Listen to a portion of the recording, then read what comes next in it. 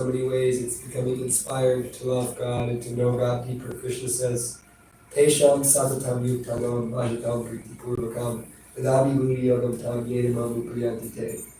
He says, to those who are constantly engaged in serving me with love, I give the understanding by which they can come to me. So, I can hardly say I'm constantly serving Krishna with love, but even a little bit of service, Krishna begins to give you realizations. And the scriptures and so many things that we have, they're indicators to help us come to a state of being.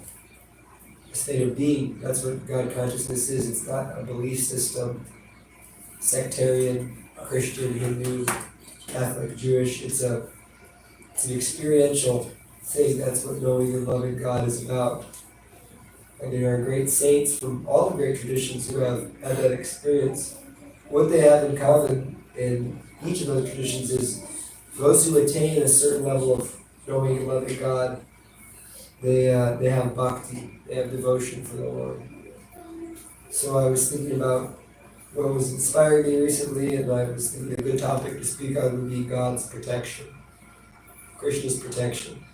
And being that we are in the eve of the Sima Chaturdasi, I thought it would be appropriate. The Sima Day is the manifestation of Krishna, who is protective towards the devotees.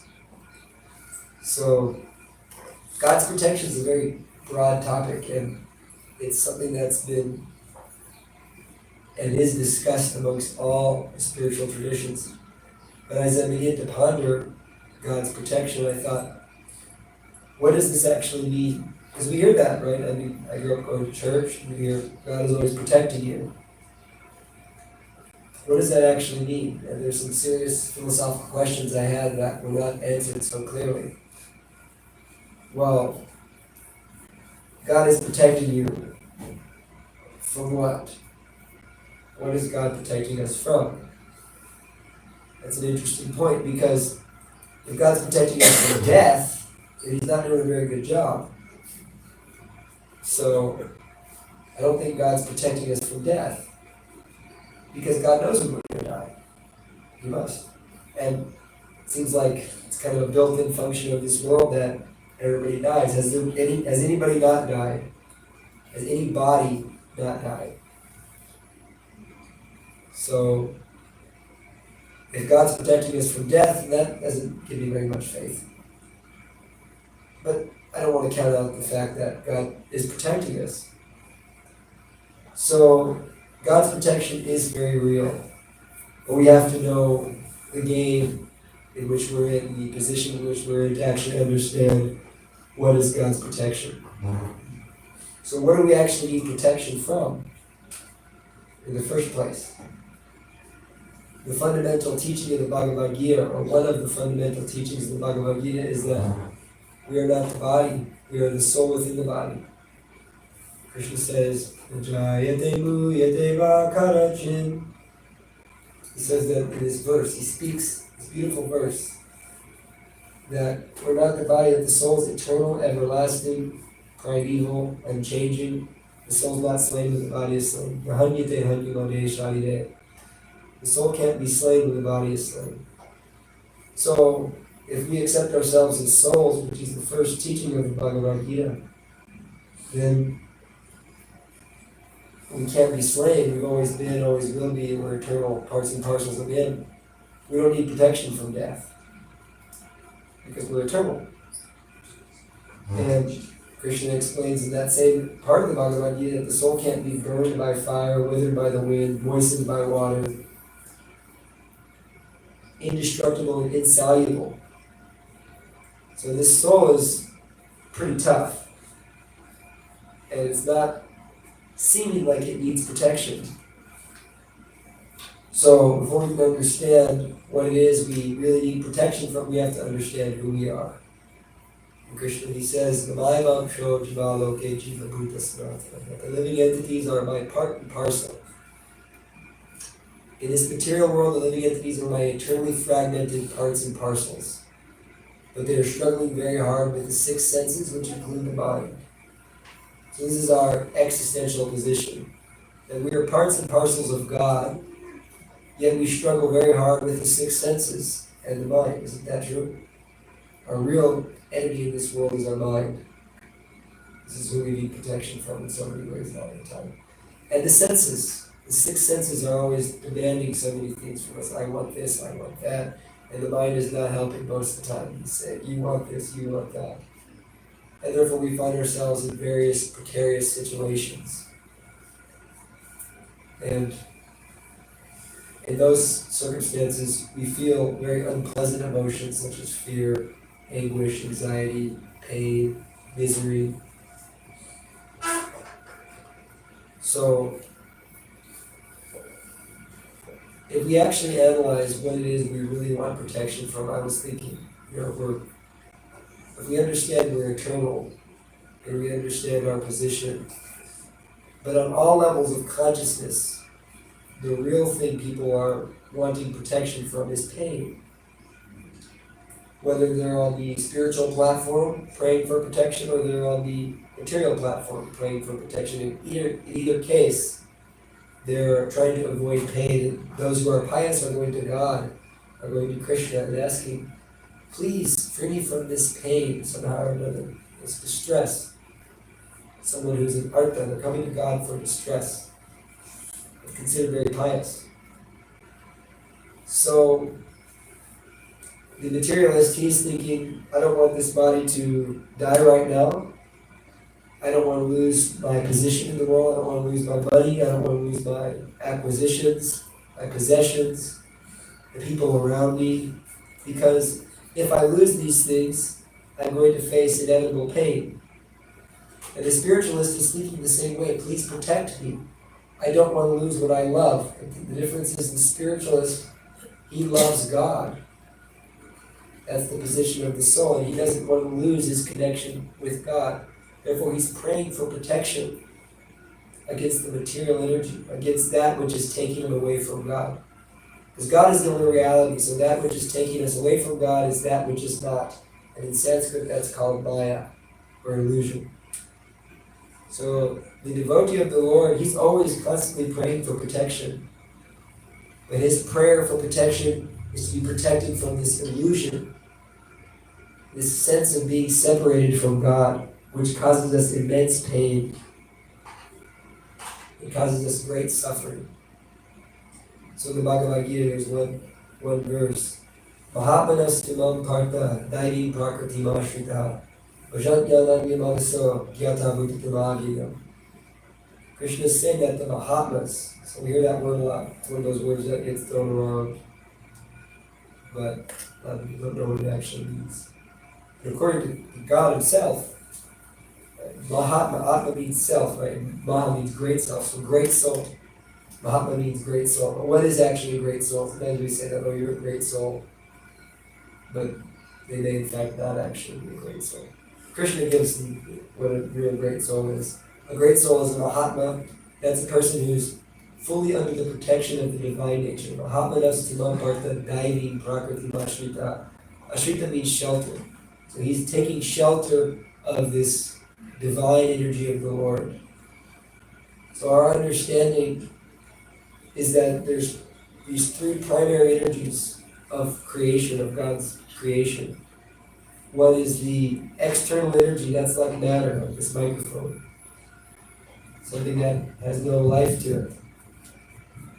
And then there's internal potency, that which is full of life. That's the Supreme Lord himself and his abode, his kingdom, his associates, the spiritual world, which exists for his pleasure and his enjoyment.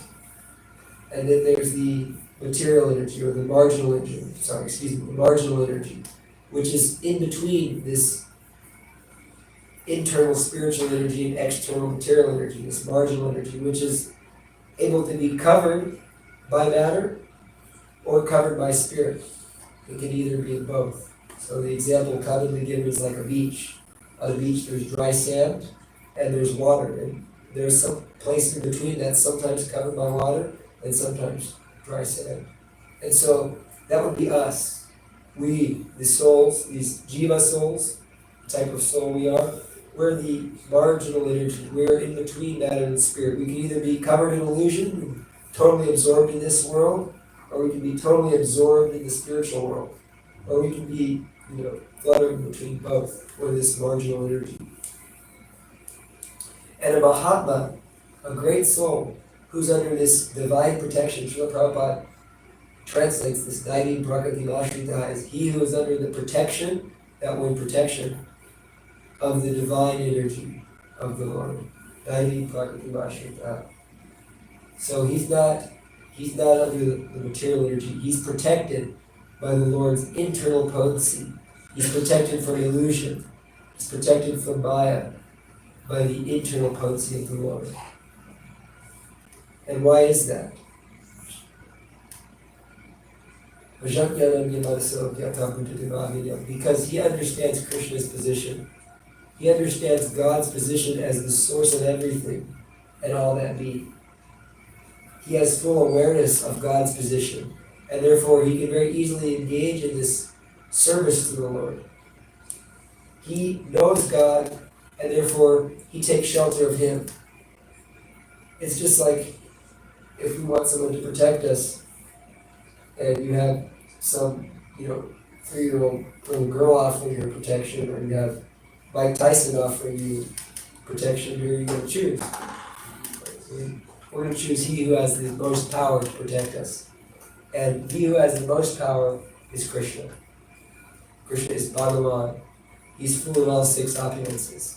He's the strongest, he's the wealthiest, he's the most renowned. He's got everything, all 6 opulences. He's the most beautiful, the most famous. So, the great souls, the Mahatmas, they're taking shelter of Krishna's divine potency.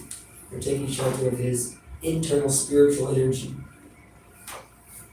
And therefore they have nothing to fear of this material world. They become fearless of Maya. Srila Prabhupada's name is A.C. Bhaktivedanta Swami, Srila Prabhupada.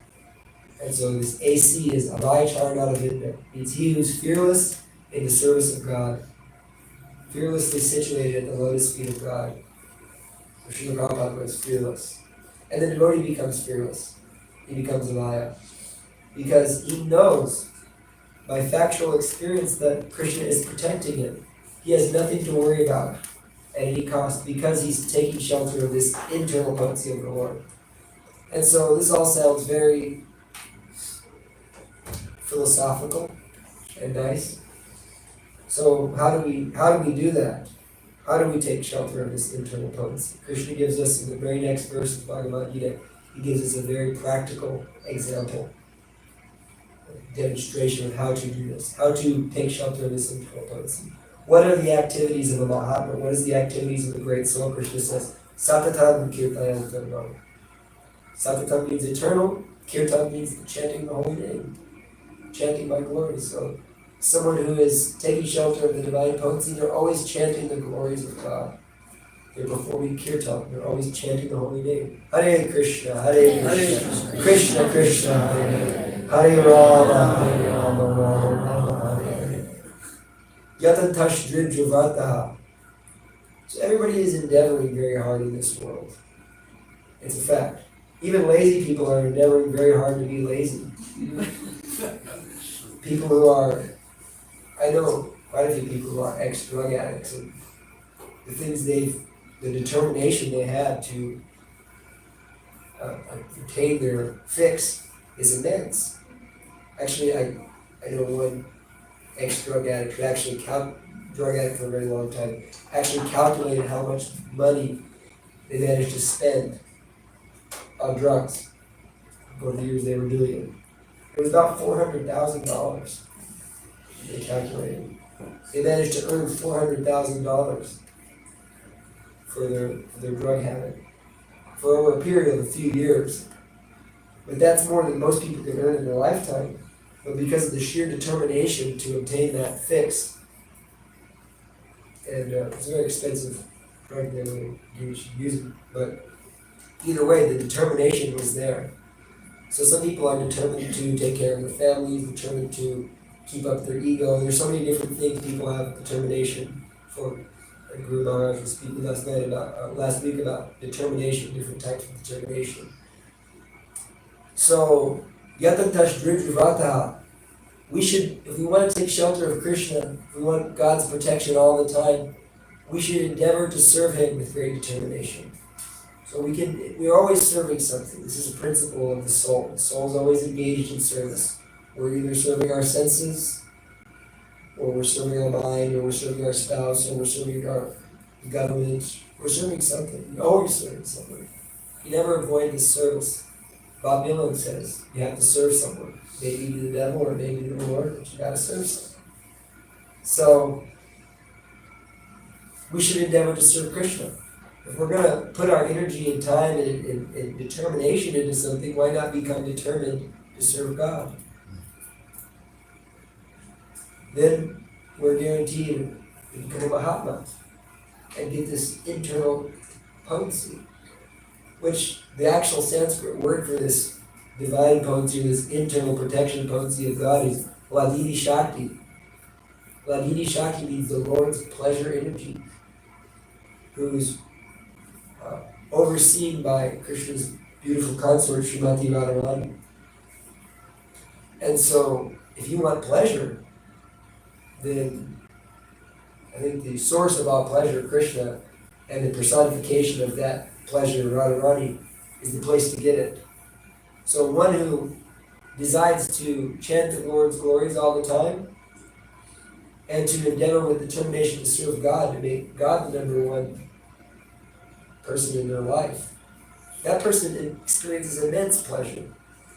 Pleasure that just blows the roof of anything we can get in this world. You can't even think of a pleasure in this material world that can even have a fraction of the pleasure that's experienced by one who's in an actual, factual, scientific relationship with God. Not a sentimental belief system, but an actual relationship with the Lord that can't be taken away.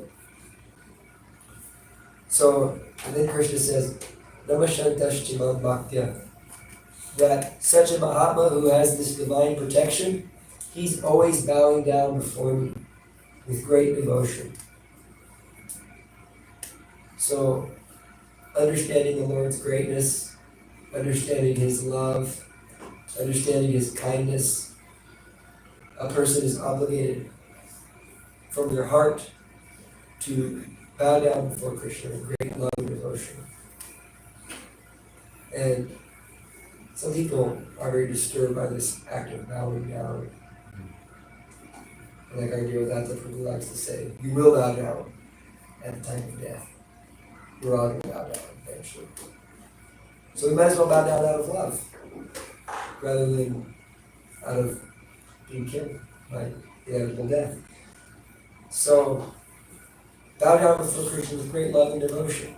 It's a sign of respect. It's a sign of love. It's an act of affection. And maybe we're not so familiar with that in our Western culture, because our culture is not so much filled with this type of affection, reverential affection, which is not the end of all things. You want to ignore the reverential affection. But in traditional culture, civilized culture, the act of bowing down before a superior invokes their affection and blessings. So we bow down before highly advanced devotees, also highly advanced spiritualists, out of affection and reverence for the sacrifice they made to help others in their God consciousness. So bow down before the Lord with great love and determination, great love and devotion. And Krishna says, Nitya Yukta Upashite, that person is always eternally united with me. They can never be separated from me. They're a Nitya Yukta. That means they're eternally linked with me.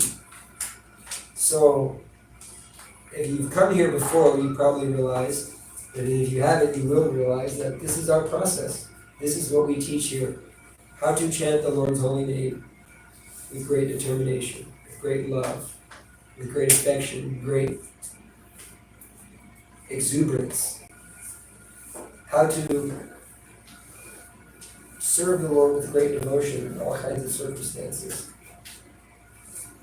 Bowing down before Him. And how to love Him in the temple. We teach this. This is Bhakti Yoga. And it actually gives you the Lord's protection. You become protected from illusion. So That illusion means we understand, yes, we're going to die, but we're protected from the actual effects of death because we realize our immortality. We actually realize that we're immortal beings. It becomes a self-evident thing. It becomes pratyak. It becomes very clear that I'm eternal. I'm part and parcel of the Lord. I have nothing to worry about. And therefore I can be extremely happy. So, coming on the eve of the Sangha Chaturdashi, I thought I'd speak briefly about Lord Nrsingadev and the wonderful devotee Prahlad Maharaj, who demonstrates this quality of always being protected by the Lord. So, the Lord, He's so kind because the living entities in this material world, we have some defects if you haven't noticed. Pure consciousness doesn't have any hate, doesn't fight itself. It's pure. And so in the spiritual dimension, there's no fighting, there's no war, there's no anger and greed, like we see that in the material world. There's spiritual manifestations of these things that are actually full of pleasure and joy. But nothing like we see here, like the strife we see in this world. So the Lord arranges various productions, spiritual productions, that happen in this world to teach us these divine lessons, where He Himself appears with His transcendental devotees to demonstrate His love for us, His protection for us, His kindness for us. And so one very famous instance is this story of Lord Nrsingadev, who's the half-man, half-lion avatar of the Supreme Lord Krishna. There was once a great demon by the name of Hiranyakashipu. And Hiranyakashipu is not like a normal bad guy. He's like the goat of bad guys. He's the greatest bad guy of all time. No one can compare to Hiranyakashipu. Even his moving his eyebrow, the demigods would just tremble in fear. He became so powerful. He was performing austerities or yogic activities that are extremely difficult on the body for thousands of years to obtain the mercy of Lord Brahma. Close the door. To obtain the mercy of Lord Brahma, the grace of Lord Brahma. And so after so long of performing austerities, Lord Brahma appeared to him and granted him a boon, a very powerful boon. You couldn't be killed on the land, in the sea, in the sky, at daytime or nighttime, inside or outside, by animal, by man, by any weapon. He was pretty much indestructible. And then from that mystic power he began to terrorize the universe. And to shorten the story, because we don't want to tell the whole story, we're going to have a lot more if you want the actual event and come to the signature Chaturdashi on Tuesday. But he had a very saintly son. Somehow or another, this great demon had a pure devotee child who never forgot Krishna for one moment in his whole life. He always remembered the mercy of the Lord. Never was a moment when he wasn't chanting, bowing down before Krishna, determined to serve Krishna. He was always remembering Krishna, always remembering Krishna's love. And therefore he began to teach his schoolmates how to be devotees. This is a demon school, you know. And so Hiranyakashipu asked, "My dear son, what did you learn in school?" Prahlad Maharaj said, "O best of demons, I learned that the greatest thing is to love God, is to become a devotee of Krishna." And so naturally, such an atheistic demon as Hiranyakashipu was very furious. And he went to the teachers and demanded what's going on. They said, "We don't know, he's just devoted to God." There's a whole story behind that, but we don't have time for the whole thing. So, in the end of it all, Hiranyakashipu tried to kill him in so many ways. He tried to throw him under an elephant. He tried to burn him in a fire. He tried to poison him. He tried to destroy his child in so many ways because he hated his child for loving Krishna. But in each circumstance, he found that Prahlad Maharaj was indestructible. Hiranyakashipu had a sister named Holy, and she couldn't be burned by fire, so he said, okay, take my son and go into the fire. And she was in the fire so long that she burned and he still remained. He was always protected by the Lord. And so finally at the climax of this story, Hiranyakashipu said, all right, where's your God now? I'm going to stab you with a knife. Pulls out his sword and says, I'm going to finish you, son. This is where's your God now. Is he in this pillar? And he smashed the pillar.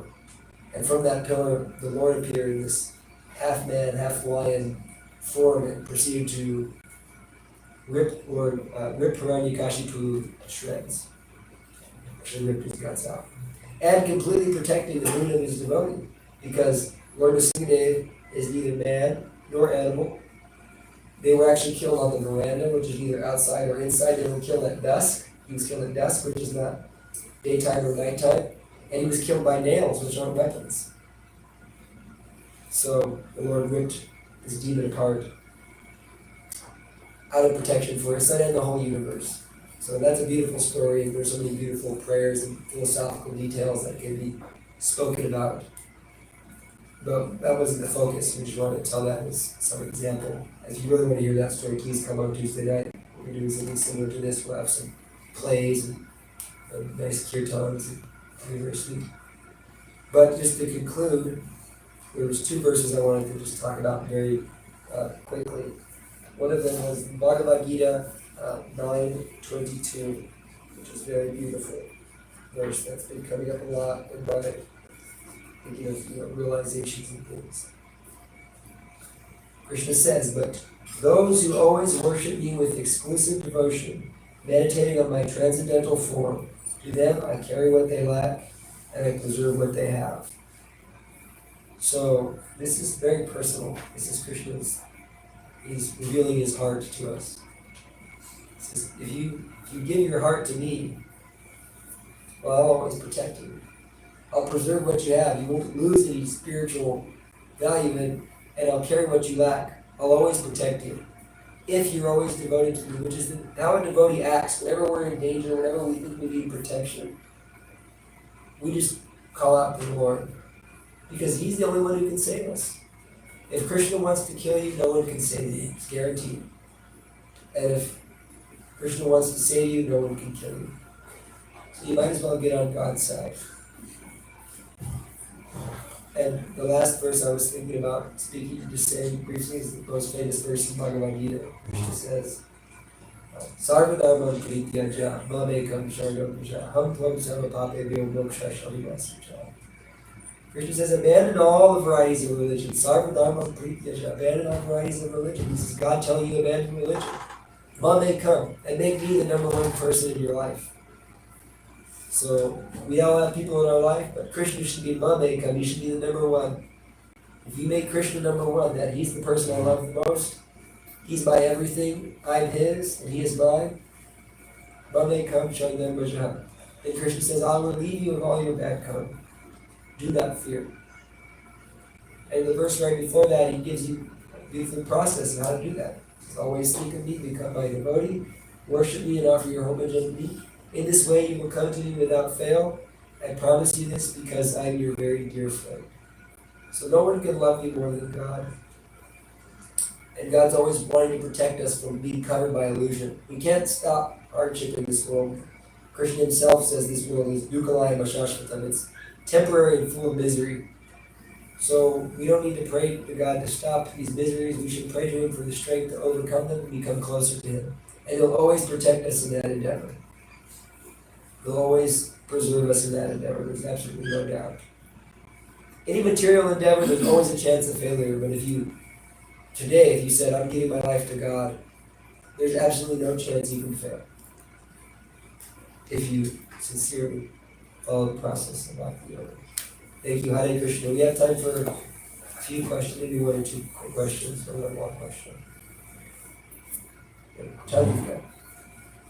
So some people, they have jobs like in healthcare, serving in healthcare, or in the military and different things like that. So what's the difference between doing that service when they feel like they're helping people on the planet and devotional service to Krishna? Devotional service to Krishna can come in that form, but it's primarily given by our acharyas, specifically Rupa Goswami and the commentaries on his work, Bhakti-Rasamrita Sindhu. And devotional services really consist only of 9 processes, which Prahlad Maharaj actually outlines: hearing, chanting, remembering the Lord, offering prayers, etc. This process of bhakti. This is actual service to the Lord. But one of those processes is dasyam, serving the Lord. And so we can't avoid material service, just like Arjuna was also fighting, which apparently seemed material.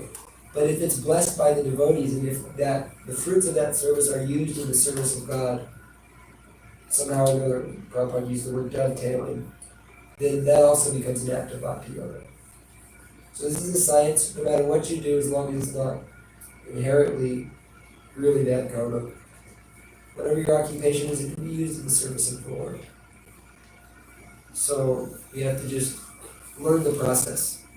So for those who are not monks, they can just as easily serve Krishna as much as I can.